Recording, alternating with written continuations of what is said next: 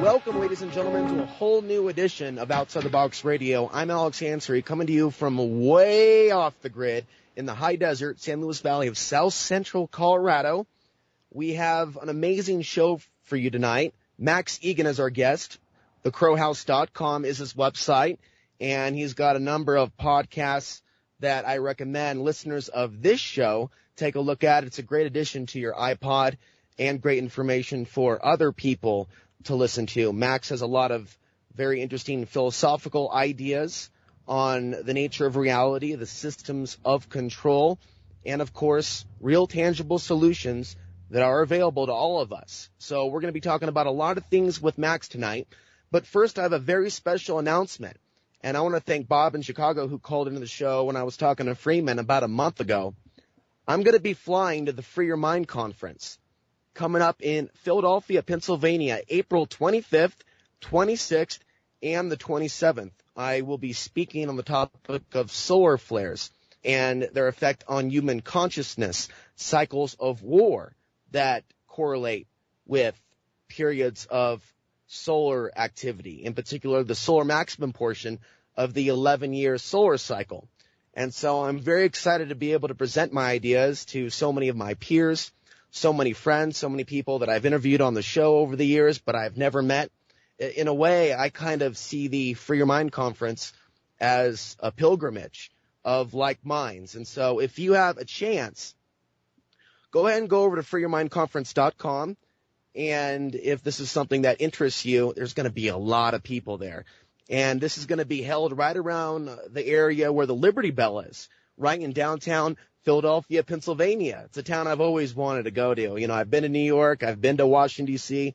You know, I've been to Dallas now. I lived in Portland, and now I'm in Colorado. But there's something about Philadelphia that's always fascinated me. So I'm very, very grateful to have this opportunity, and I want to thank Mark Passio for making this possible.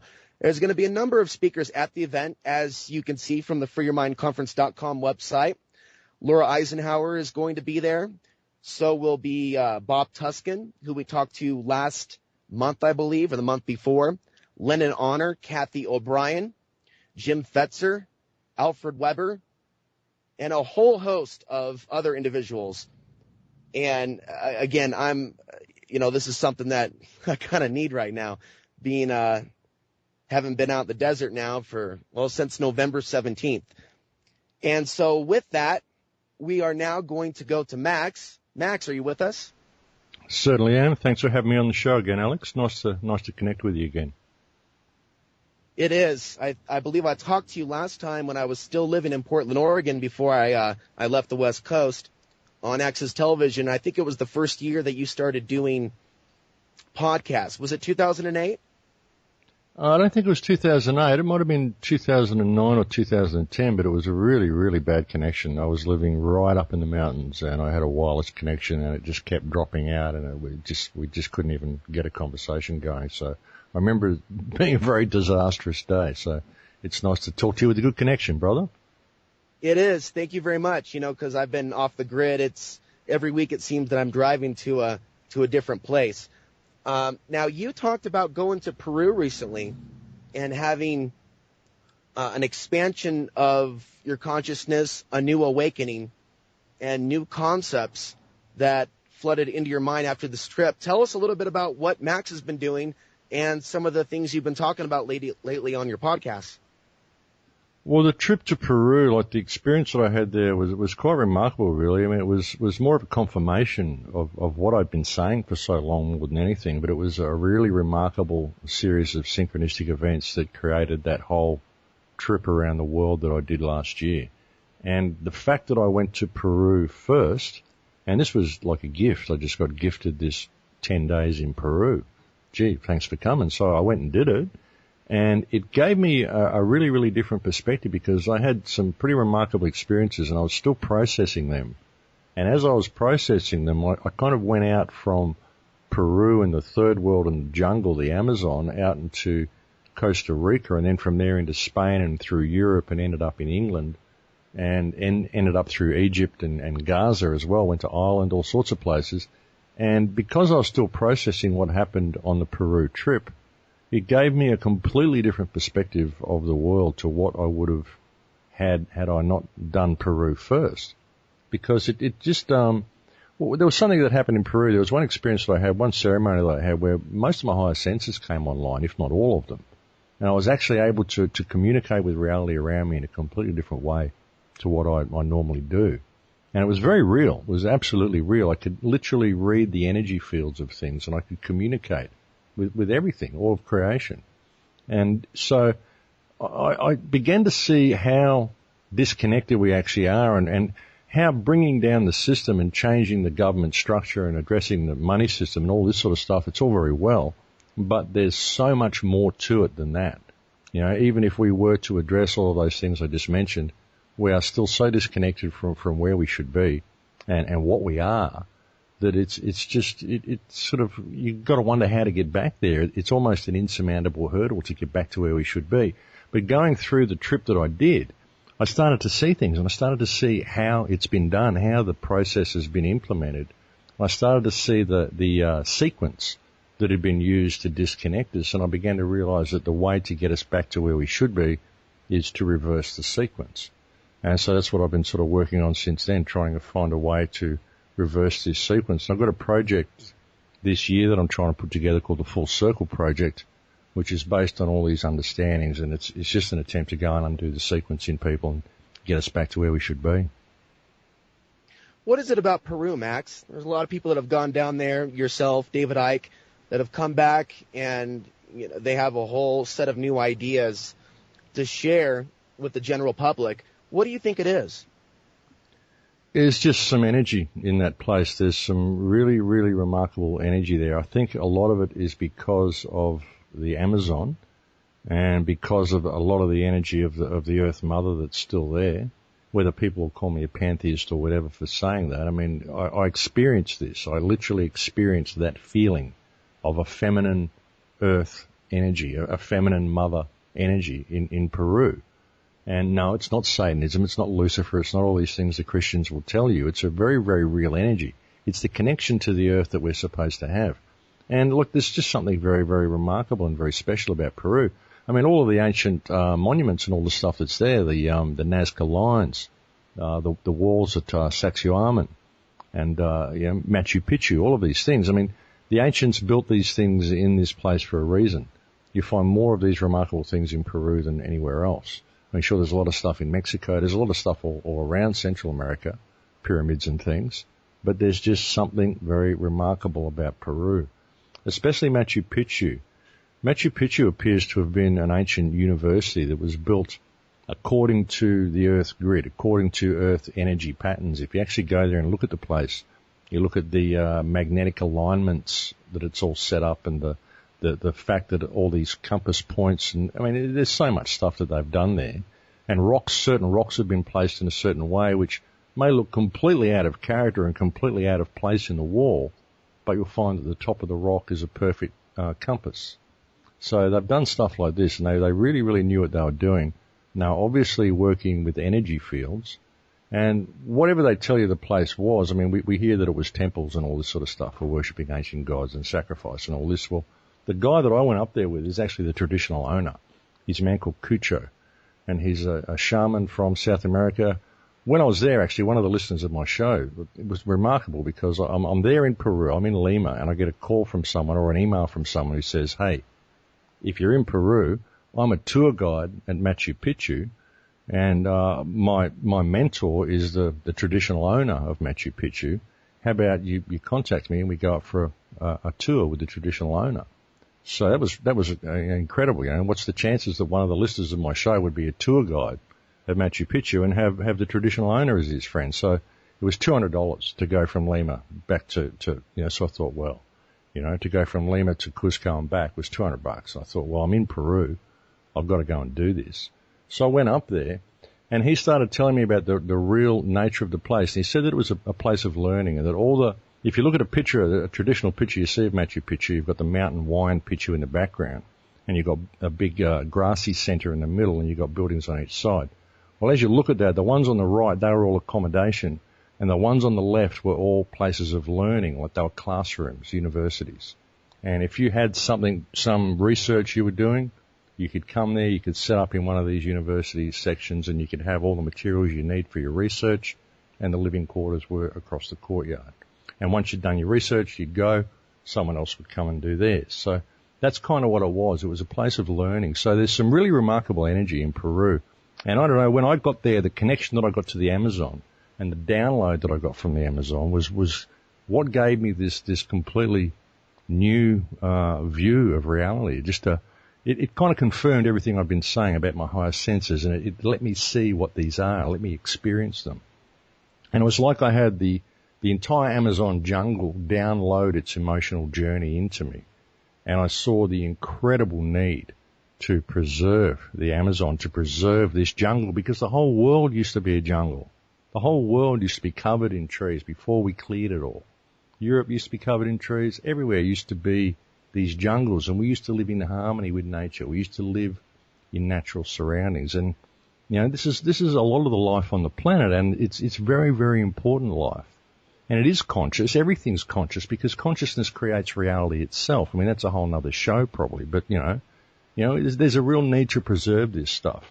And that's something I want to do in the Full Circle Project as well, is I want to have tree plantings everywhere we go. And I want to do it in 3 parts and make 3 documentaries as I'm traveling. And the first documentary will be the first one that I'm actually going to put up for sale. And because I normally give them away for free, but I want to create a fund that can be used to save the Amazon, purchase big tracts of the Amazon and hold it in trust for the Shipibo people who live there. So it can't be corporatized, because that's unfortunately what's happening to the Amazon. They're tearing most of it down and planting cacao and stuff like this. Yeah, that's a good point. Isn't the heavy harvesting of the acai berry and things of that nature that have become really popular in health food stores here in the United States, haven't they contributed the over-harvesting to deforestation in the Amazon and other places? Well, yeah, I mean, they're tearing down a lot of the jungle and they're planting these big fields of these things to feed people. And they grow naturally anyway. And we've got other places we can do it, but the Amazon jungle, it's just there. It seems like something that's never ending. You know, it's just going to last forever. But it's not. It's been torn down at a phenomenal rate for cacao and berries and all sorts of things that have been planted there. And we need to address this, because we can't lose this connection. See, when I saw the connection that we had, and there's very, very few people that still are able to give you that connection and to reconnect and to tell you the old ways and to give you the knowledge of the plants. That really only exists in the Amazon. And there's a special energy that exists with the Shipibo people.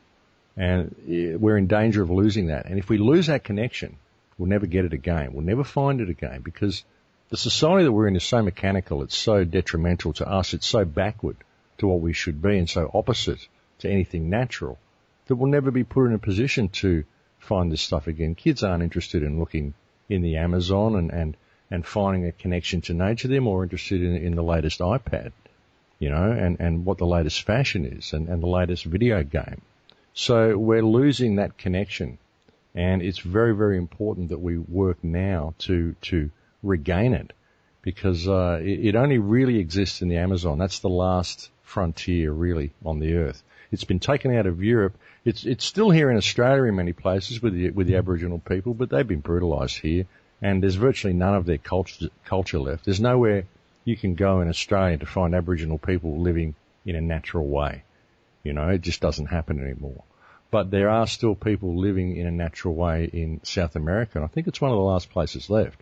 I mean, there'd be little pockets in New Guinea, there'd be little pockets here and there around the place, perhaps in Burma, stuff like this, but you know, most of it is in the Amazon. That's the last vestige of natural humanity, and it needs to be preserved at all cost, because otherwise we won't have a way back. We won't have a way back to what we should be. And I'm not saying we should all go and live in caves and all go and live in the jungle and wear reed skirts and hunt with bows and arrows. I'm saying we need to merge. We need to not lose the old ways. We need to merge the technological present with the shamanistic past. We need to merge it together, because that's how consciousness evolves. You've got to merge the past with the present to create the future. This is Fibonacci sequence. This is how it works. And it works for consciousness as well. It works for everything. It works for all growing stuff and all matter. And, of course, it works the same way for consciousness. So we need to pay attention, and we need to preserve these old ways. And that's what I'm trying to do with this Full Circle project. I want people to become aware of it, and I want to show them a way back and a way of reining this system in. I mean, we can't let this system go on the way it's going. You know, the ship of state is heading for the rocks. It's heading for the waterfall, and it doesn't look like anybody's at the helm. So we've got to rein this in, and that's another thing. People are always wanting to just collapse this system, but really we've got to rein it in. We've got to bring it back under control, and we've got to reverse the sequence that's brought us to this point. You know, that's the way I believe it's got to be done anyway. You know, Max, I listened to your podcast last night before I went to sleep, and then even after I went to sleep, my iPod just kept going on repeat. So it was good to get freshed up with some of your recent topics. One of the things that you were discussing is the artificial geometry that is all around us and how it affects us on a conscious level, perhaps subconscious level. And, I've thought for years about how out of balance we might be just from the fact that we live in square homes. And right now I'm living in a circular home, a yurt. And even though that's also artificial and nature is based on spirals, a circle is definitely much more natural than a square. And I can tell you, Max, I have felt the difference. Oh, you do? Yeah, square walls and flat surfaces and all this stuff. See, I believe that there was an event that took place, and this is something that I saw while I was away, but I can hear the break music, so we'll talk about that after the break, eh? And we'll come back, and I want to let people know that you're welcome to join the conversation tonight at 218-339-8525. Max Igan is our guest. Back in a few. Well, how early were you when you started to, question your reality, look into what we call the matrix? Was there a critical point in your time where everything shifted for you all at once, or was it something that was incremental over time? When I was 4 and I asked my parents why we had to buy land, things shifted for me. I was always walking around before then thinking this was just kind of weird. I felt like I'd been born into the wrong reality. It didn't seem to be this was the way things were supposed to be, And when I was 4, my parents told me that we had to buy land. I just couldn't figure that out. I couldn't figure out how you could actually own land, how you could lay claim to part of the planet. And I started researching into the pyramids and stuff when I was 8, so I never really fitted into it at all. I was questioning reality right from when I was a kid.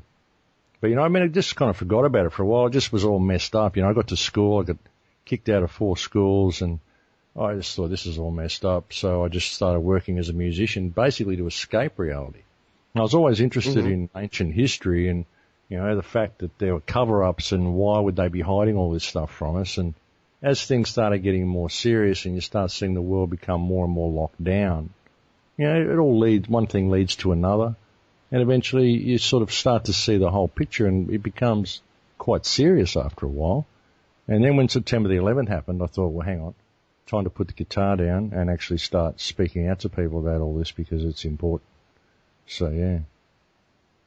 Yeah, it's interesting looking at even the lyrics of certain rock groups from the 1980s that aren't necessarily the most vocal when it comes to politics, but there's a lot of messages embedded within their lyrics. I was listening to Wasted Years by Iron Maiden the other day, and I never really noticed one particular part of the song, the lyrics, but it stood out to me. And it was basically, I don't remember the exact lyrics, but, this isn't about looking back in the past, Solo's wasted years. It's about realizing that we are in the golden years, and this is the time to make our stand. And, there's just so much beautiful poetry and information about this matrix we live in that we often find in music. Another example is Pink Floyd's The Wall, both the movie and the analysis of the lyrics. And I remember buying a book called Which One's Pink, which is authored by Roger Waters and someone else. And it's a song-by-song psychoanalysis of the deeper message that he was attempting to send to his audience. Oh, look, fantastic stuff. I mean, Roger Waters is a very, very intelligent man, and he's always been trying to send this message to the world to just wake up. I think one of the greatest albums ever released is a Roger Waters album called Amused to Death. Absolutely fantastic album. If you haven't heard that one, Alex, I recommend that you go and have a listen to that album. It'll change your life. It's a very, very it's a critical examination of the human condition, and it's very, very good. And the subtext, the subtext and the underlying message of the album is absolutely fantastic. So look at that one. Yeah, but he's a very intelligent man, and it's always been there in the music. They're trying to tell us to wake up, and I think this is one of the most important times in human history. I really do. I think this is the first time we've had the tools that we need to make change, and this is the first time we've really been, almost spiritually evolved enough to be able to deal with it and do it properly, Absolutely. There's also another band I'll mention that's out of Europe. It's called Ladytron, and they have a lot of also interesting messages about our reality. So, Max, I kind of want to talk to you about the pros and cons of what we call where we're at in the so-called movement. There's a lot of things that you brought up in your recent podcast that I've been saying almost word for word the exact same thing, but in a different way. And a big problem that I see is this illusion of separation, the competitive nature, competitive drive, that sometimes pits alternative media hosts against each other instead of working on a collaborative basis, a collective, if you will. And one of the things that's always troubled me as someone that's been in the alternative media since 2004 is the fact, and I actually did change my location, Max, and went to Dallas to help someone start their own alternative media network, which was supposed to be about a network where people can watch a variety of different hosts, people like Vinny Eastwood, people like myself, people like, some of Anthony Hilder's video, The Corbett Report, and some other shows that currently air on Access Television. Unfortunately, that project was truly based around how can he, the guy that set it up, that was organizing it, get as many Federal Reserve notes in his pocket as possible. And his business plan was not exactly what I would call the most legit. I've always felt, and I was kind of ranting about this the last segment of last show, that has been our biggest downfall as a so-called movement, our inability at times to come together and work together and bring our resources together, our minds together. I can see people that have interests in art work together. I can see people that have interests in yoga or dance or other forms of human expression work together. And I can't help but feel that it's very important to me to bring this issue onto the air, that we have to look at, we've come all this far and we're working to expand consciously and become better people. But it seems like there's a lot of road work that we still have to pave, that we still have to create to get to that place to where we are a collective force, a peaceful force to be reckoned with.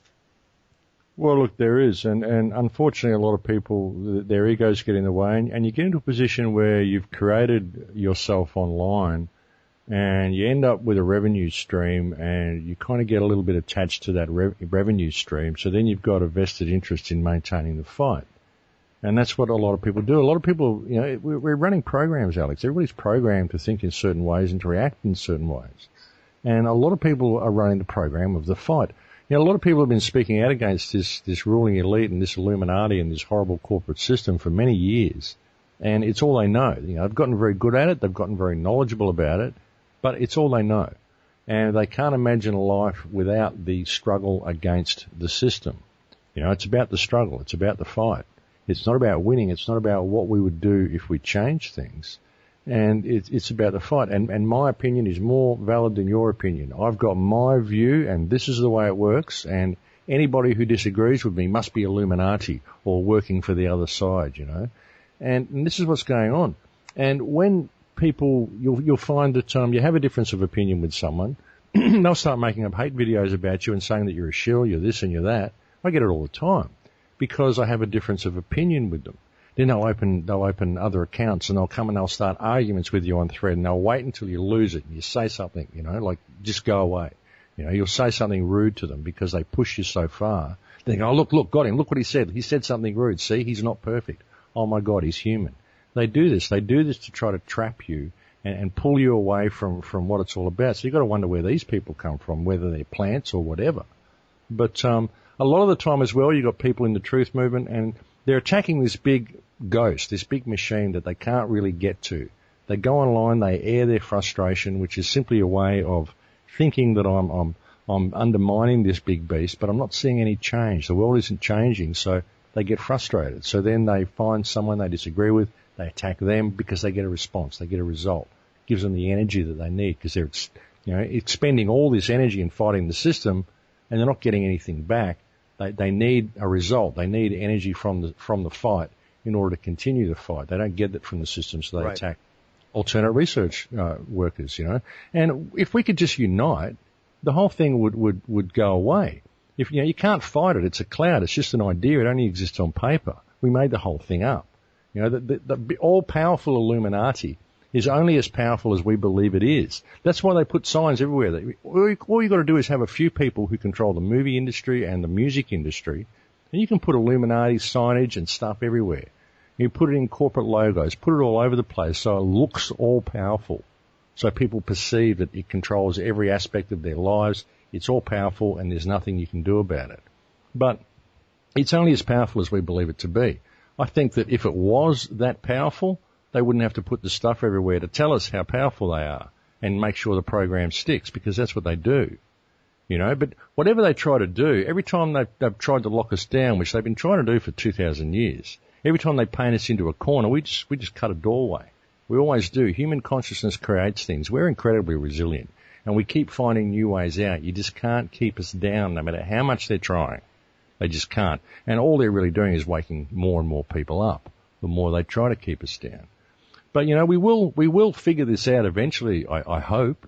But there's a lot of division in the truth community because everyone's got a different perspective, and everyone, too many people want to be the guru. They want to be the one that everybody looks up to. I'm the man in shining robes who saved the world. They all want to be this way. And it's not the way to think. I mean, I just present my perspective to people. Do I always get it right? Probably not. But I do my best to just bring my perspective to the world and to say, well, I see a really simple problem and I see a really simple solution. But the first step of the simple solution is for all of you people out there to understand the power that you've got. You've got to realize who you are. There's no one any better or any worse than you on this planet. We're all here equal under our Creator. Right. And everything below us is fiction. We made it all up, so they've just got to figure that out, Alex. That's a very important point, Max, because, we all, I guess, respond differently to the information, to the awakening that we're having, that something is wrong with this country, with this planet. But some people react with fear, and then some people go, well, if this is going on, there must be some sort of divine presence in all of this. Perhaps it's happening for a reason. Perhaps these things are happening for us, not to us, in order for us to evolve on a soul level. And Max, one of the greatest things that's frustrated me for some reason recently, especially around this 2012 period, is that there's two major polarities that I feel, perspectives that are out of balance with reality. One road, one perspective, one paradigm is this idea of a shift in consciousness that happens, not that it's not going to happen, but a global one where everyone wakes up. And there's also where space gods, Pleiadians, rescue us from the earth changes. This has been a very popular belief since the 1970s, 1980s, from some aspects of the mainstream New Age community. So it deals with being saved by an external force. The other road, the other paradigm, the other false view is the view that we hear from certain individuals that are very popular in the so-called truth movement, the view that says that we are going to die, that 80% of the world's population will be reduced, and there's nothing that we can do about it to save our own lives. And what this does is send people into a very dark state of paralysis. And so I'm just curious about your thoughts on this, Max, because the way that I'm interpreting this is that we go through cycles, and a lot of these cycles are driven by the sun, and the sun and its activity is affected by other celestial changes in our universe. What happens up there affects us down here. So I see dips and waves where sometimes the energy is intense, sometimes it's less intense, but I do see physical reality continuing and an expansion of consciousness. I just don't see total death or annihilation, nor an external savior coming to put us on the spacecrafts as they do their remodeling on Earth. No, look, I don't see anything like that. I think that the 2012 date was significant. I think it did change the energy. But I think we have to participate in the changes that are coming. And one of the most important things that you said in that was imbalance. And that's really what I see here is a state of imbalance. I think Earth is, at present, this reality that we're in is in a state of imbalance. And it's in the process of rebalancing itself. I think that's what the awakening is. It's a rebalancing of reality. Well, that's what I appreciate about your message, is that we're discussing an individual shift in consciousness and taking personal responsibility. And I think that's something very important for all of us to focus on and think about what that means in our own lives.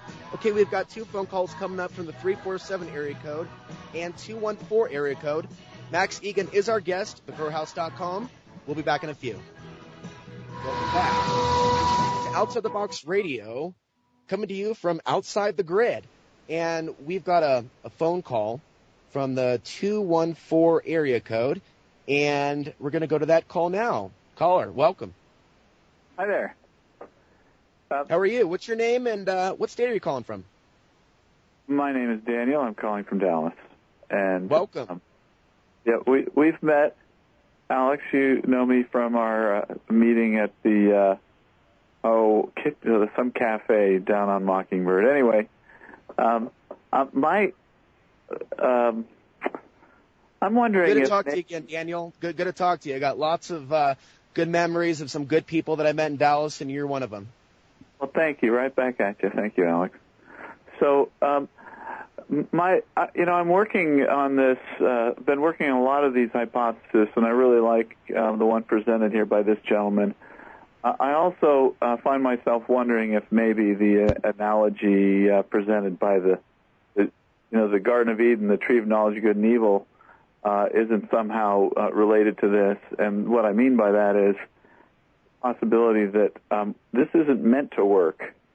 That if that analogy fits, the way it might fit is to say that we're on the tree of knowledge of good and evil, and this tree is no damn good, and we pretty much have to exhaust all the possibilities to recognize that there's a big flaw in the ointment when it comes to assuming that in this life, in this dimension, in this existence, perception, or whatever you want to call it, holograph, we're not able to accomplish where we want to go or be what we want to be. And it all around us, and human nature has some very serious flaws that are really ungappable. I don't know how we can reach the chasm that's caused by the neuroses in our society. And my assertion is that perhaps it's supposed to be broken, and the point isn't for us to fix it or make it work, but for us to become, humble enough to realize that, what we're calling ascension or higher consciousness is this awareness that just to accept things as they are and recognize that there is some higher being. If there isn't, then there's a certain amount of futility to any effort we're making. And when some higher being may not be, we have the context all of a sudden of a one single being, but it could be the sum total of all the consciousness, for all we know. In fact, to my mind, that's the only way it makes sense, is that all of our consciousness is one, perceiving itself as many.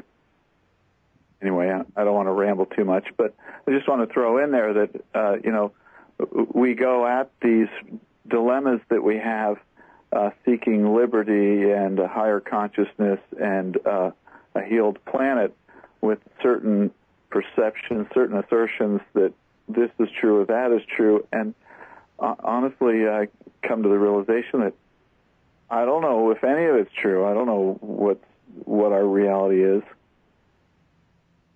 What I experienced when I was in Peru was such a deep connection, and what I understood from it was that we are already higher consciousness, but we're just disconnected from it. And the problem with a lot of the New Age spiritual ascension theories that people have is that they believe that by putting themselves in a higher energetic state or a meditative state, they will be able to suddenly ascend to fifth dimension or something like that. But what's happening is they're not paying attention to the 3D reality in which they live. What's happening? what's happening here in the 3D reality, why we're not accessing our higher consciousness that we should be accessing is a lot of it is biologically, and a lot of it is through our left brain programming, our belief of what is possible. But there are certain biological mechanisms that are put in place to ensure that we cannot reach a state of what people would term enlightenment, real enlightenment, because our bodies are deactivated due to basically fungal growths that are all growing through our body that shut down our endocrine system, that shut down our histones, that shut down our biology and make us not accessible to higher consciousness. It's a biological thing. It's a DNA thing. It's a genetic thing, And this is why sugar's in all the foods that they give us as well. Everything you buy has got sugar in it because sugar feeds the fungus and keeps your body locked down. Now, you've got to realize that there are certain controlling hands in the world. There's certain mechanisms that have been put in place to prevent you from ever being you or realizing you or reaching your full potential. And if we fail to address these mechanisms, then we're never going to get anywhere. There's no good waiting to ascend to fifth dimension if you're going to miss out on third dimension. I mean, you came here to get this perspective, to improve reality by your presence in it, to see what you can do with the time that's allotted to you. But so many people want to move back to the ether. Oh, if I meditate, then I can leave this terrible reality and go back to the ether. Well, I think people that do that, they're missing the point of why they're here. So, we need to pay attention. This could be a beautiful place, and I think it's in a process of rebalancing itself. I think that's what this 2012 event was. I don't think it was a non-event at all. I think the energies shifted in December 2012, and consciousness is now in a state of rebalancing itself because it's starting to understand what the actual problem is, and that a lot of the problems that are keeping consciousness down are physical 3D problems. We just have to pay attention and get involved. Thank you for your perspective and your contribution to humanity in general. Appreciate it, sir. Well, thank you for saying so. Pleasure to talk to you. Likewise. Yeah, thank you, Daniel. Yeah, that was a great call, by the way. You brought some really, really good points. Thank you, Alex. You guys have a good night. Great show. And I just want to comment briefly and then go quickly to our phone call from the 972 area code.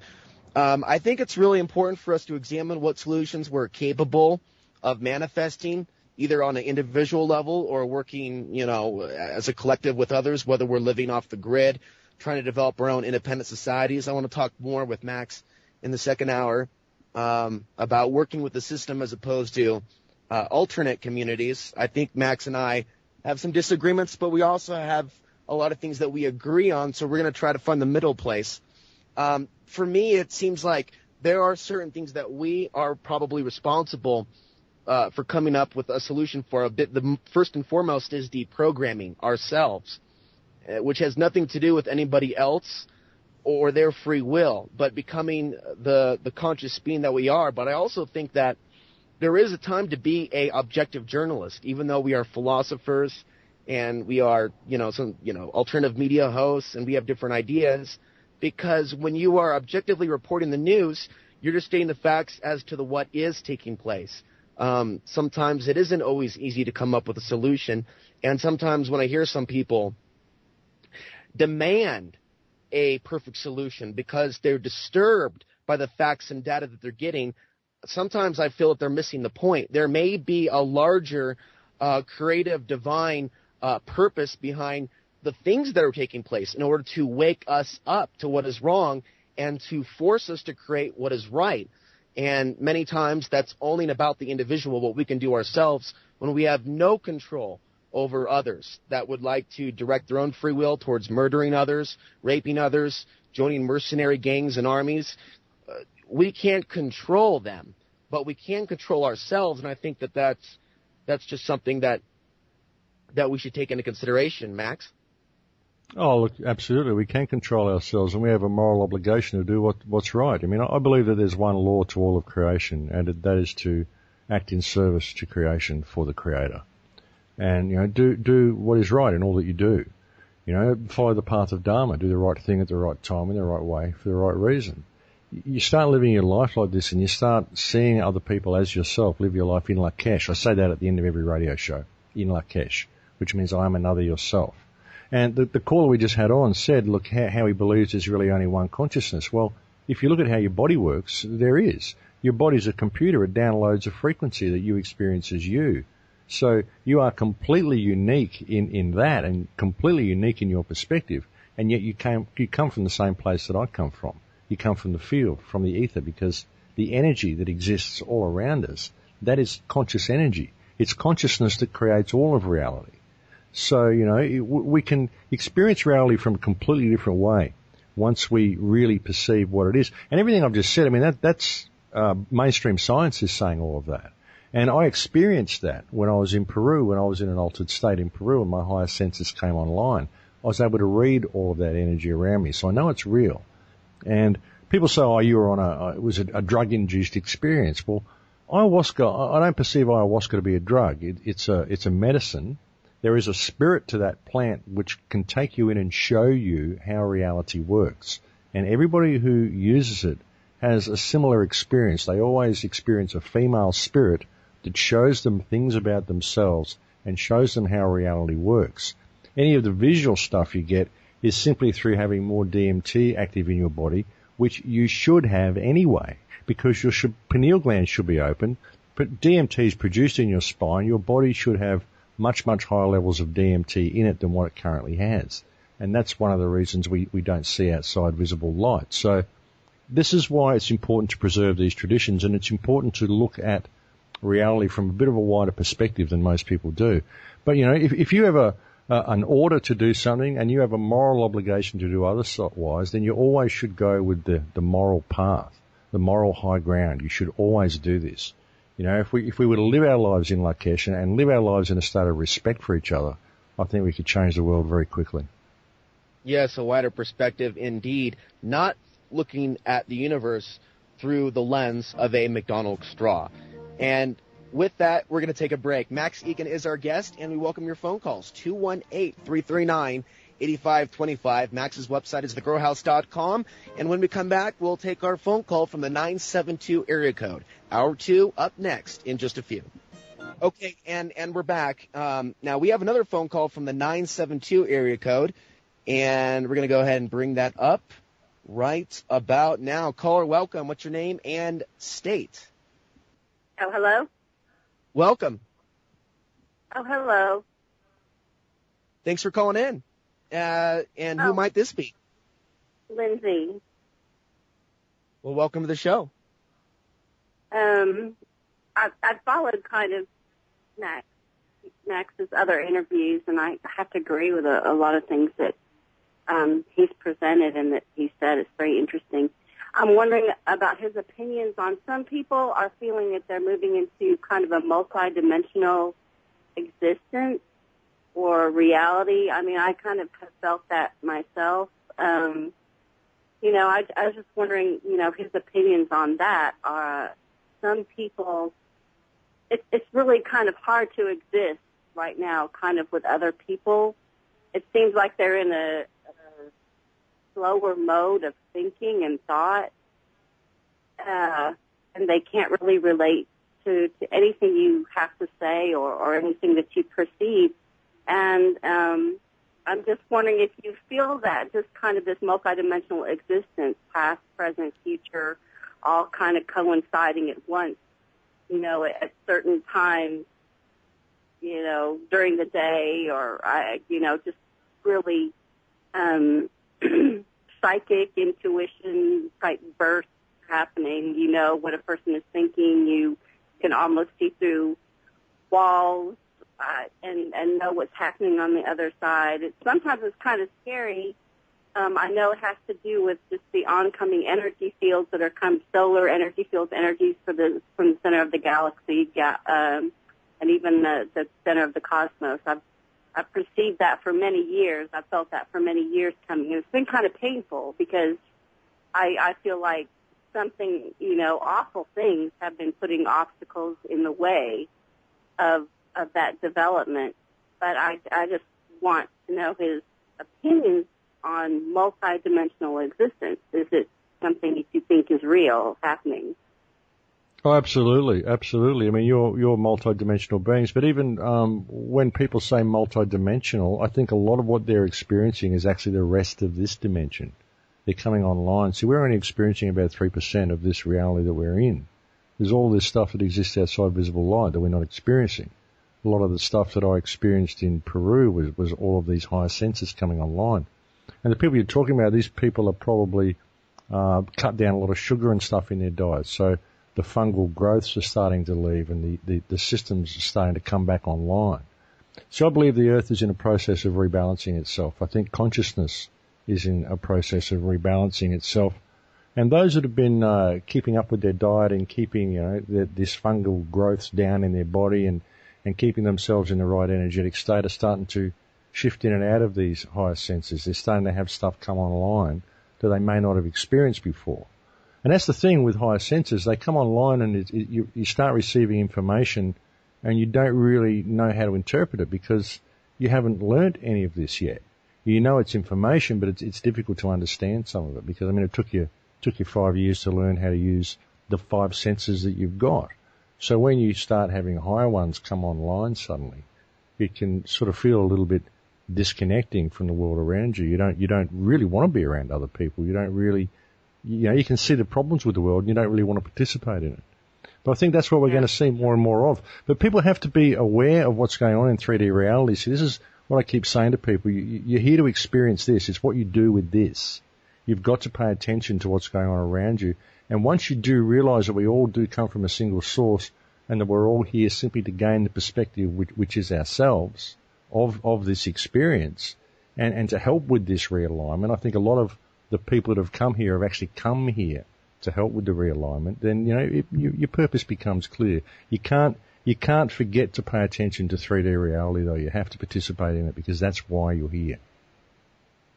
But people, sometimes they are very angry towards you, when you express anything beyond just that 3D reality. They just there's just this anger vortex.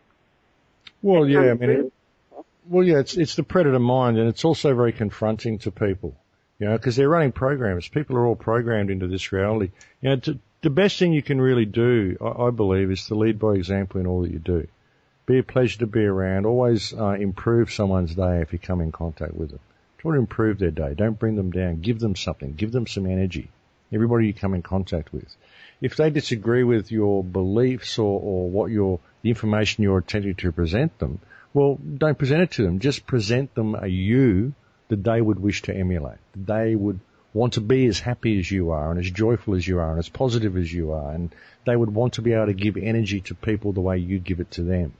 Lead by example in what you do, and they will change by themselves. Their energy will change. They'll start emulating that energy, and that's how you can do it on an energetic level. You don't have to give it to them with information which is going to challenge their belief systems, because this is very, very deep programming that people are running, and it can be very, very confronting. You come to someone who's 40 or 50 or 60 years old, and you're telling them that their life up to that point has been completely meaningless, that everything they did was worth absolutely nothing, and that everything they thought was true about reality is actually false. That's virtually what you're presenting them with, and that's very confronting.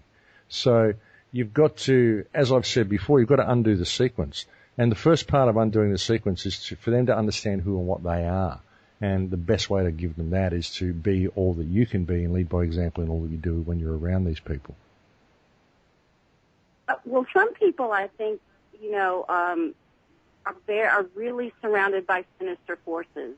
I can see just absolute dark energies just swirling around people, and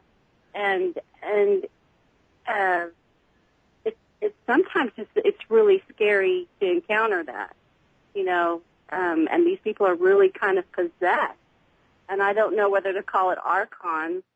It almost seems like this energy is a mechanical energy that's being produced almost like from an artificial intelligence somewhere, and it is comprised of this absolute dark energy and some other dark dimension, and you see it just like wraiths just surrounding people.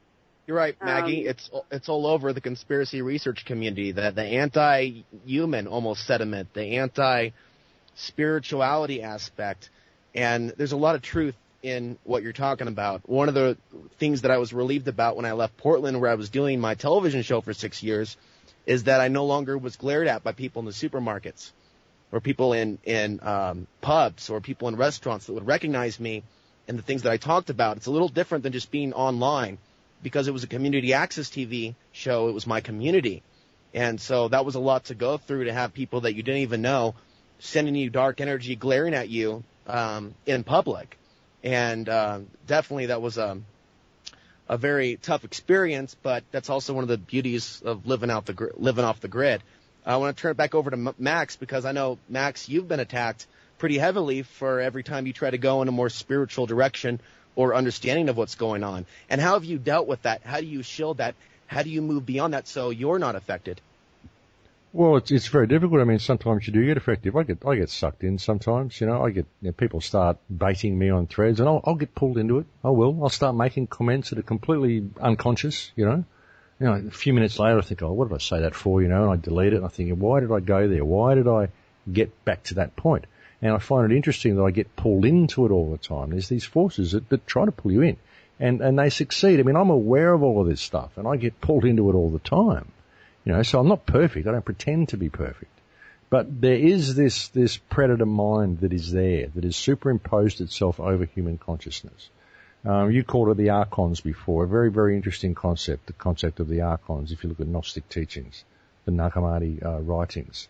I actually read the Nag Hammadi writings just before I left to go over on my trip overseas last year, and I saw a lot of evidence to support what they say in those writings, and you really can, if you look at our society, why it is so machine-like, why everything in our society is designed to mimic and imitate that which is natural, that which we already have.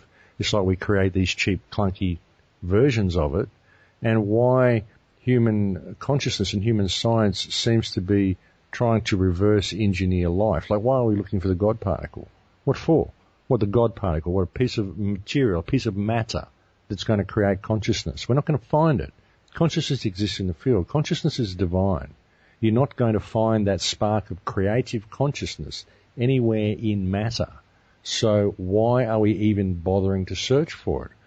Is it us that's searching for it, or is it, as the Gnostics suggested, an archon consciousness that has superimposed itself over human consciousness, that is using the creativity of humankind to create what it is searching for? Is that why we are so intent on creating this machine society and looking for artificial life? So you look for evidence of this, and you see the you see the evidence of it all around you, and then you look at what the Gnostics say, and they say, well, yeah, this is what's going on. They've been telling us this for years, and every time the Gnostics try to gain any repute or they start making any headway, they get stomped out pretty quickly. And then you find books such as the Teachings of Don Juan, the Castaneda books, where they talk about the predator mind. They talk about the fact that this mind has superimposed itself over human consciousness. And you start seeing evidence of this. And then with what I experienced in Peru, what I experienced, the connection to all of nature and what we should actually be, well, it starts to make a lot of sense. That this may indeed be what has happened. This may indeed be the cause of evil, the origin of evil that everyone's been searching for. Why do we do the things we do? Why do we have this dark side? Where does this dark energy come from? Why is our society so disconnected from nature? Why is it so opposite of what it should be? It's like everything's backwards. Everything is an imitation of what it should be. Even the legal system, the straw man that you're given, the birth certificate, the whole legal system, which is designed to emulate or imitate natural law, but natural law frees you and legislation enslaves you. So it's an imitation. It's been superimposed over itself, and it's the reverse of what it should be. And everything that they've done to our society and they've done to our consciousness, they've imitated it and they've turned it up on its head and made it the reverse of what it should be. And they implant distrust in everybody. There's so much distrust in the truth movement. I get attacked all the time, and I do get sucked into it sometimes because I'm not perfect. Of course I get sucked into it. But everybody finds everybody else as a threat to their little boxed view of reality, to the program that they're running.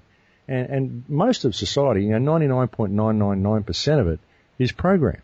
And people will have to wake up to this and just let the programs break down. But they've got to be prepared to think outside the box. They've got to be prepared to step back and really look at reality for what it is. What will happen to these people? I feel like they're about to be left behind like zombies. You know, I think people who are waking up are sort of the survivors, and those people are just kind of going to be kind of the walking dead, just consumed by this sort of dark dimension. What do you see in the future? I see us leaving it all together. I see the whole thing becoming good, becoming rectified. I think that we are connected to the field, all of us together, and I think no matter how much this dark Archon predator mind takes control of people within the system, I don't think that they're going to have a choice. I think that consciousness is going to realign itself as the planet realigns itself, as this reality realigns itself. And I think that our Creator, whatever you perceive that Creator to be, whether you perceive it to be God or whether you perceive it to be the Earth Mother or Yahweh or Allah or whatever you perceive your Creator to be, I would suggest that it isn't Yahweh though. That's another story. Mm-hmm. But whoever you perceive your Creator to be, I believe that the Creator has faith in humankind, in the mind of mankind. They have faith in us to be able to realign ourselves and take the rest of reality with us. You know, if human consciousness is all connected, then once this balance happens, once we start participating in the world around us and exercising the power that we naturally have, then things will naturally realign themselves and the rest of the world will come with us. But it's got to be done through participation in this 3D reality though. You've got to know the power that you've got. You've got to understand that we're all created equal by the Creator and that everything that exists beneath us is all fiction. We made the whole thing up. It's not real. It only exists on paper. And until we can respect ourselves enough to respect those around us and work in unison and harmony with these people around us, then it's never going to work. You know, I mean, you might find some person with dark energy you can't work with. Well, that's fine. Leave them be and work with someone else. But don't change your energy. Stay in that positive energy, even if they're dark. You can still love them. You can still see that they're only dark because they're programmed, they're conditioned to have the belief system that they've got. And the best thing that you can do is lead by example in all that you do and make sure you maintain the correct energetic state while you participate in the world. And try not to get pulled into the little confrontations. I mean, it is hard because, like I said, I get pulled into them. And we all do. And they seem to be escalating at the moment. There's a lot of this dark energy out there trying to derail this shift that's happening. Because the shift is happening right now. We are in the process of this shift right now. It's not something that was just they were going to flick a switch and it was going to change. It's happening over a period. Even the mind said that it will happen over a period. And we're in the process of it now, but people have to participate. Oh, it's Maggie, very intense. We got a break coming up. Go ahead, Maggie. A lot of great points, by the way. Okay, thank you. Oh, well, I'm just saying it's physically intense. I mean, I can physically feel when there's a great deal of solar activity, and it's, you know, how to deal with the kind of the pain that it causes, a physical pain. And we'll be back in just a bit. And I understand what you're saying, Maggie. There's a lot of people going through that. And that's why grounding and being in your own space and protecting the mind is extremely important. Welcome back, ladies and gentlemen. 218-339-8525.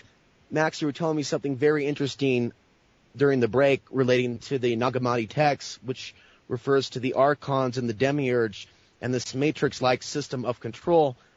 What did they have to say about the sun? Well, when the Earth was created, apparently Sapphire was created. The Earth was a creation of Sapphire, basically. Sapphire morphed into the Earth, if you will. This was according to the Nagamati text. But when the sun was created and this whole solar system was created, according to the Gnostics, the sun, whose name is Sabaoth, actually aligned itself with the Earth. And they agreed consciously, a conscious agreement to always act in harmony with each other, which is why the sun has increased in temperature like 30% in the last few thousand years, but the temperatures remain the same on Earth. And when there's sunspot activity, there's certain things that happen with human consciousness, and we have a very, very symbiotic relationship with the sun. I mean, all life on the planet is a result of the sun. If the sun wasn't where it is and we weren't there in relation to it, then there would be no life. And it's very interesting that Earth is an organic planet in what is essentially an inorganic solar system, and that this particular solar system is based very, very heavily on celestial mechanics and mathematic principles. It's a very, very mathematically constructed solar system, more than any other ones. If you look out and start doing research into what solar systems they have found, which are outside this one, which is not many, but they've found a few, they don't operate on celestial mechanical principles the same as this one does. So this is a very, very mechanical solar system, and yet we have this very, very symbiotic relationship with the sun that no other planet has.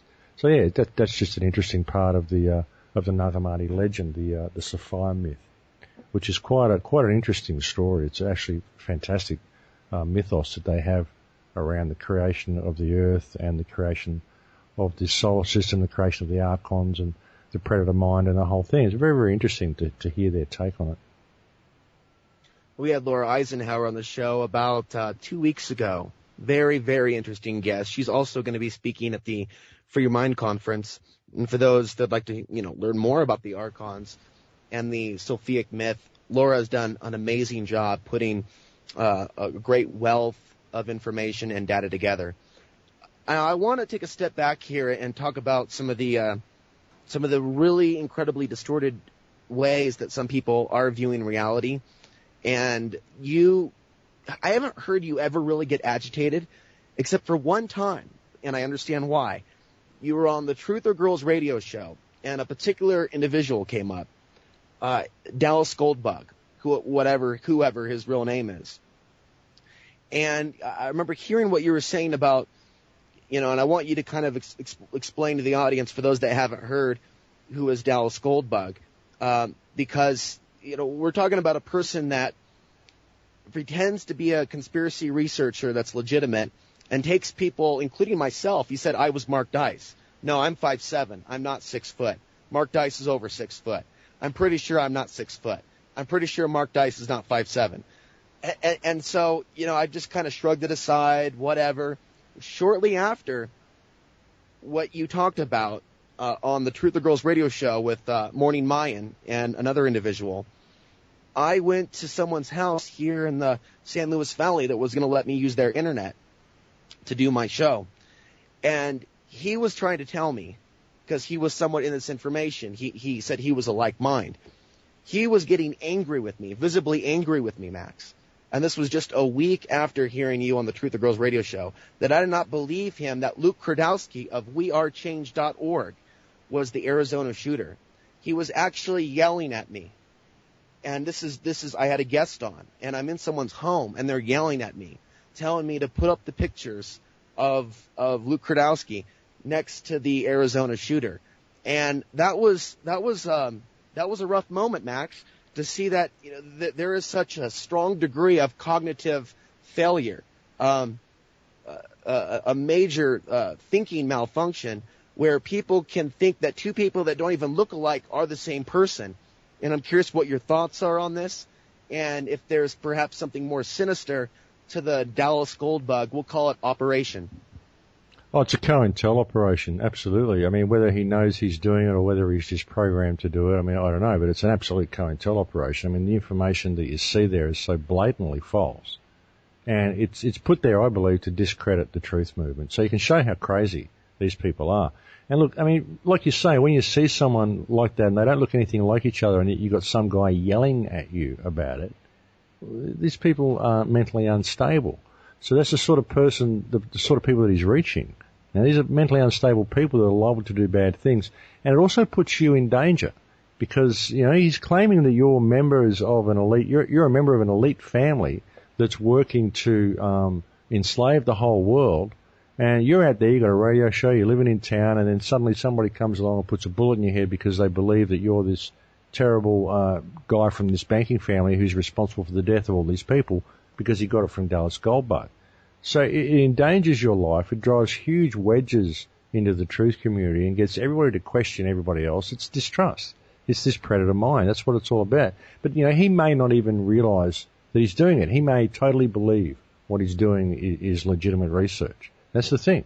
So, you've got to really look at it. But I would suggest that it's a COINTELOP. You know, the way it was put together and Sandy Hook and the whole actors thing, I mean, this whole thing seems to have been put there like a bad tabloid to paint all conspiracy researchers as crazy, and that all conspiracy theory is completely ridiculous. You know, I mean, if you believe 9/11 was an inside job, then you believe that one of the guys in Sandy Hook was Tony Hawk, and you believe that Jodie Foster plays the role of Julia Gillard.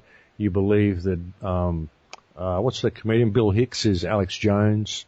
You know, so you're crazy. You're crazy, and not only that, but it was one of these conspiracy theorists that went and shot all those kids to begin with. His mum was a prepper, so she was feeding all this information to him. So you guys are all crazy, so we need Homeland Security to go and take out all these alternative researchers because they're domestic terrorists. They're crazy. They believe all this crazy stuff, and we need to tidy up this place and get rid of these people. That's what it's all about, you know, and you can see it. It's so obvious. I mean, the information he presents is so blatantly false and blatantly wrong that you know that it's a psyop. Either that or he's just a very, very sick man, you know, with a very, very extremely damaged mentality. Well, I can't say it. There were people that warned me before I went over there, but lesson learned. Maybe he's listening now, wondering, what this government agent is up to. Okay, moving on to some of our more serious topics, at least solution-oriented. And, we're talking about the reality where we're going beyond money as it currently is. And I'm curious what your ideas are on that. You've talked a little bit about credit unions, and there's a website called Solari.com. I forget her name because it's been a long day, but I've interviewed her many times. And she's been advocating this for at least 6 or 7 years. And Catherine Austin Fitz? Yes. Yeah. Look, I haven't really looked into what she says on Solaris. She did feature Transformation on there when I released it, so I was pleased with that. Someone sent me a link. But I haven't really looked into it. I mean, the whole money system is a very, very tricky issue because money is something that we always use, so we can't just sort of get rid of it all of a sudden. And I don't like the idea of a credit-based system. I don't like the idea of a digital monetary system. I like the idea of there being no money, but I think it'll be a gradual process to get to a stage where we figure out that we don't actually need this stuff.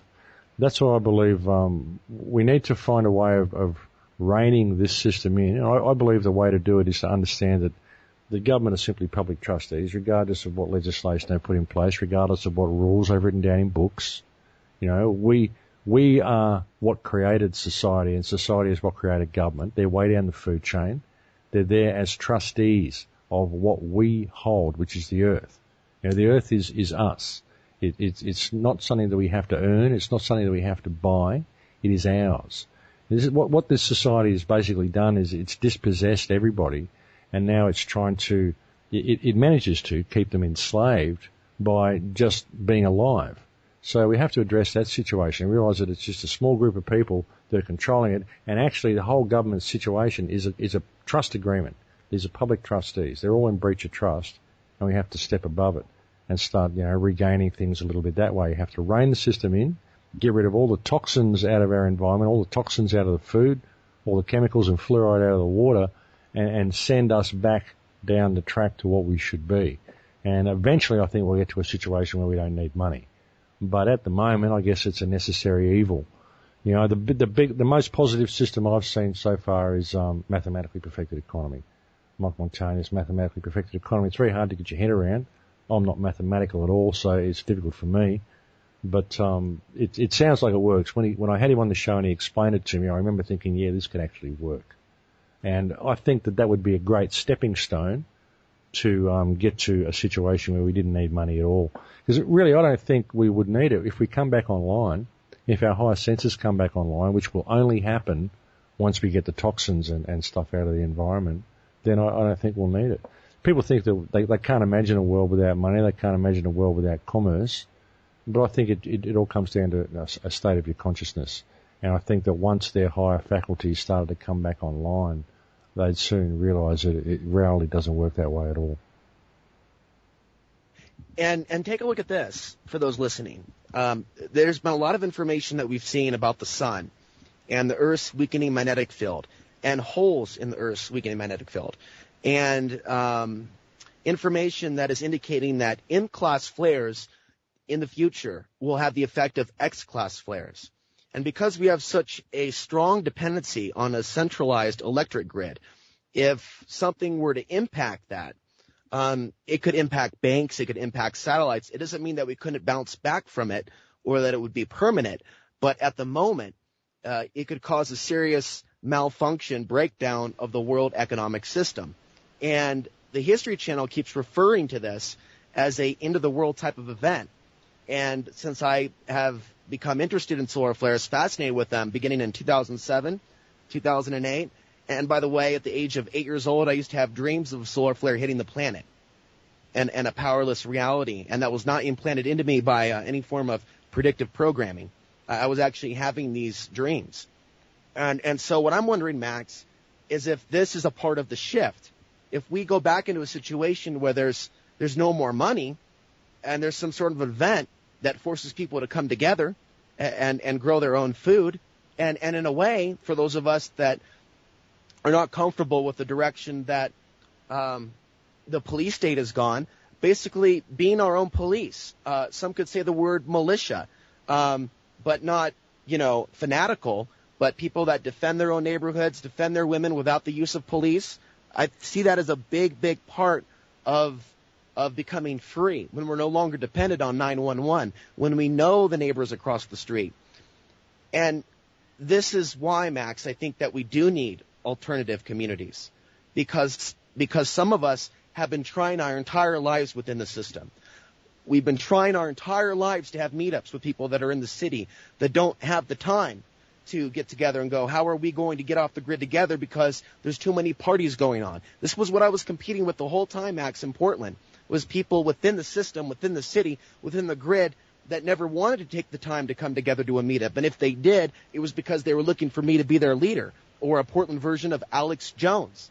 And I was looking to have more of a community, but I wasn't able. So I changed my location to an area where the neighbors do know each other. And no, we're not exactly an alternate community, because many of us still need money to go buy things within the city. Gasoline is a big cost. Sometimes it takes money to get wood. But for me to be out here so far from mainstream America, it's challenging me to develop those social skills, to be friends with other people that might think that I'm a freak show just for having an alternative perspective.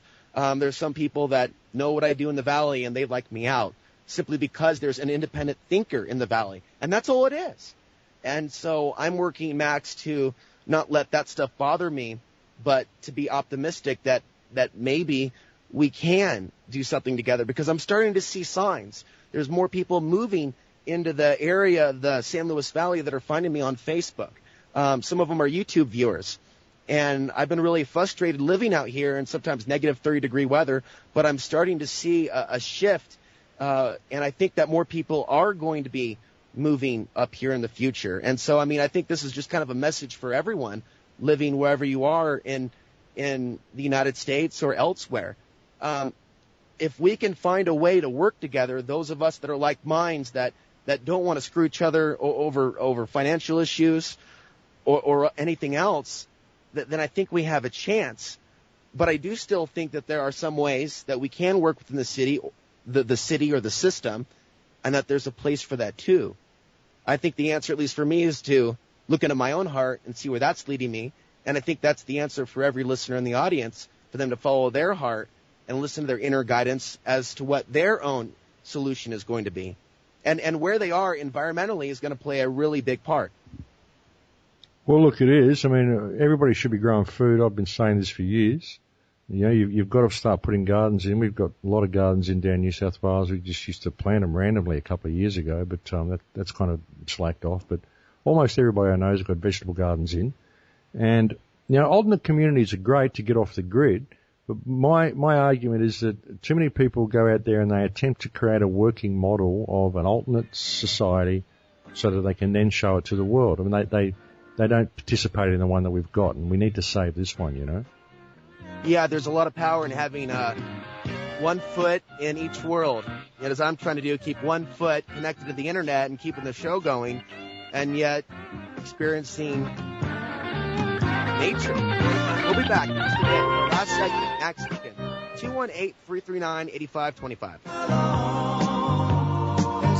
Has this been going on? Good question. It's a question a lot of us are asking ourselves, and I want to thank Max Igan for being with us tonight. We've got another 10 minutes. You've got time if you'd like to make a phone call. But a quick announcement to the audience. If you'd like to donate to this show, donate to some of my future travels to Philadelphia.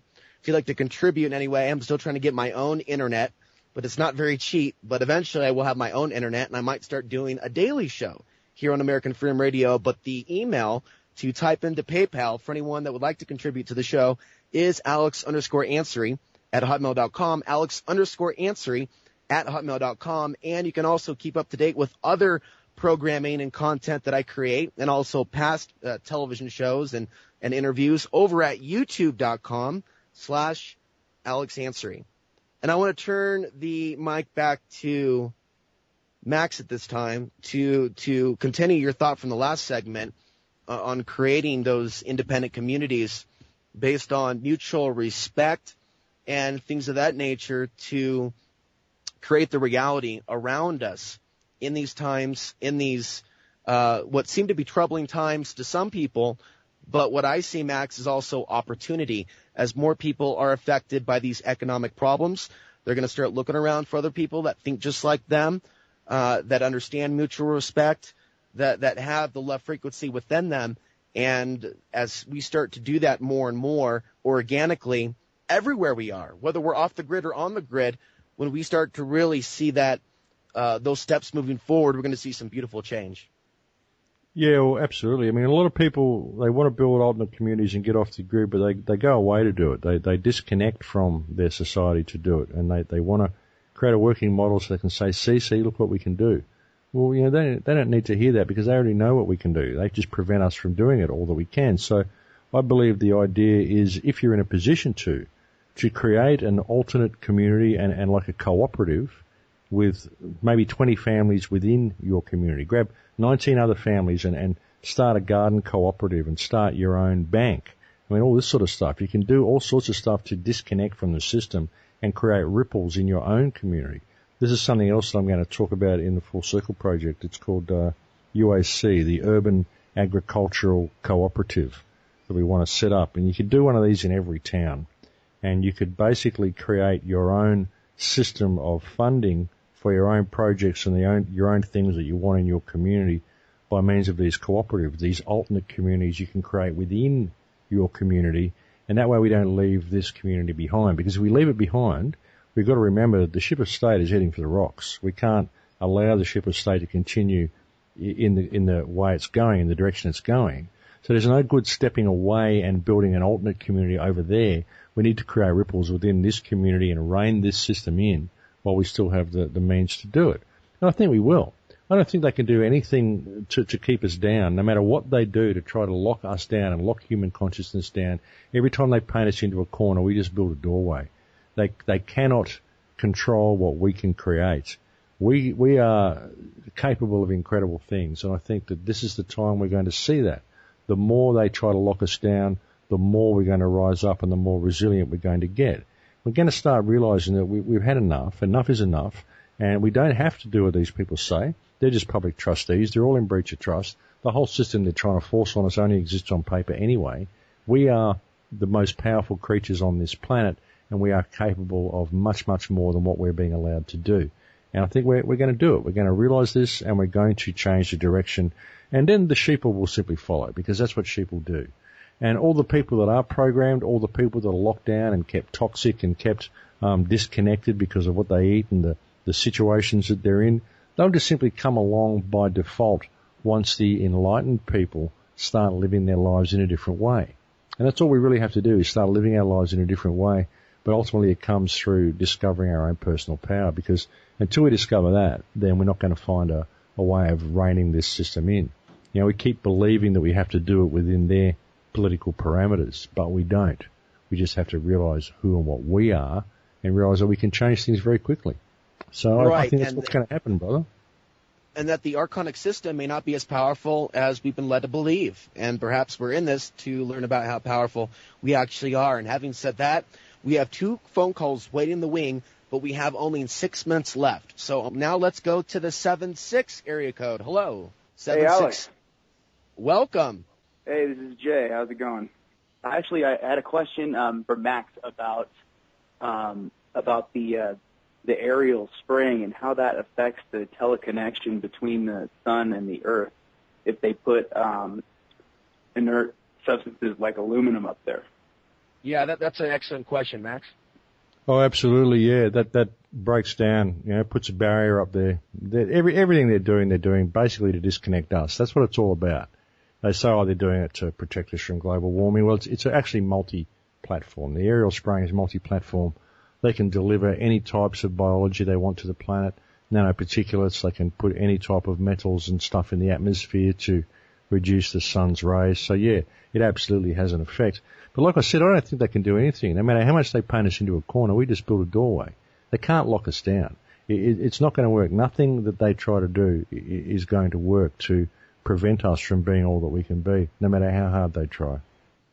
All right. Well, yeah, I think, actually, yeah, that's kind of more in relation to what Alex was saying earlier with the CMEs and them constantly drilling us with this idea of a solar flare. And then I was reading a paper about it was addressing what they called double rebound from the spraying if the spraying were to stop and no longer be available. Well, I don't think it'll work. I think that it's far more powerful. It's far more energetic. See, they're only looking at things on a physical level. They're not really seeing things from a consciousness level or a spark of creativity level or an energetic level. They can't understand it. So I think that what's happening will not just be merely physical, and there is no physical barrier that can be put between who you are and an elevation in consciousness, between yourself and the energy that comes from the sun or that comes from the center of the galaxy or wherever it's coming from. But I don't think there's anything that can really disconnect you from reality completely. Nothing physical that can do it, because you're an energetic being. You're an electromagnetic being. Everything you experience is electromagnetic, and the whole universe is electric. It's living conscious energy. There is no physical barrier that can be 100% effective against that energy. I think that no matter what they try, I think they're doing it all out of necessity. They're not doing it because they think, well, it's going to do this. They're doing it because they have to, because consciousness is rising. People are waking up in droves, and the energy is just changing. Things are just different. I think it's a very significant time in history, and there's nothing that they're going to be able to do to keep us down. I just don't think that it'll happen. I think that consciousness wants to realign itself, and that's what's going to happen. Well, I want to thank you, Jay, for the phone call. Now, I got to go move now to the 505 area code, but before I do, I just want to say there's been some theories, ideas, beliefs about the harmonic convergence, an energy shift around the year 1987. And I remember being 7 in 1987, and that's when I saw my first chemtrail. So I've always wondered if there's a correlation between when they started to spray and when we started to go through this shift. And with that, let's go to the 505 area code. You've got about 1 minute. Welcome, caller. Hey, I was just going to comment on what he said about the fact that there's nothing they can do to stop the consciousness awakening. And, okay. Okay, yeah. I was just wondering, do you think that that's what this whole World War III thing that Albert Pike was talking about, that was going to usher in the new consciousness? Do you think that's why they want to start World War III, is so that they can stifle the blooming of consciousness in us? Yeah, look, it's multi-platform. A lot of it's codes, a lot of it's rituals, just blood sacrifices. There's all sorts of reasons to do it. But they've got to keep us in fear. They've got to keep us in that fear energy. And even when we think of sunspot activity, and it's the end of the world. Well, no, it's only the end of electricity. It's not the end of the world. It's very, very different than the end of the world. So everything they do is about fear. They've got to keep us in that state of fear, in that state of lower vibration, because when we're in that state, we don't really have the ability to discover ourselves. We don't really have the ability to stand in our power. That's the most important thing that they're trying to prevent, is from us discovering who we are. So, that's what everything is ultimately related to. It's all about that, and it's all about trying to keep us down. But like I said, I don't think they're going to be able to do it. They can fill the air full of charged particles. They can harvest. They can achieve a lot of stuff, and they do have a lot of control. But we keep changing the playing field. We keep shifting our perspective. We keep changing, and they can't keep up with that. And ultimately, I don't think that there's anything they can do to wipe out the spark of sentience and the spark of life that is the human mind, that is mankind, that is this creation. I just don't think they can do it. It's too powerful for that. Okay, well, here's the only thing I have to say, like, kind of contrary to what you said, is that I do believe if they reach the point where they do trigger some kind of nuclear war, I know that Bill Richardson just went and met with North Korea. They're talking about North Korea wants to attack us and stuff like that. I do believe that once this war goes hot, that there really isn't going to be much that we can do to stifle the regress back into the dark ages for us. Well, and that's why I think a very good point. Right now. That's a very good point. We'll keep exploring that idea and a few other things, and we'll talk a little bit about North Korea in a future episode. Thank you for your call, and thank you, Max Igan, for being here. My pleasure, Alex.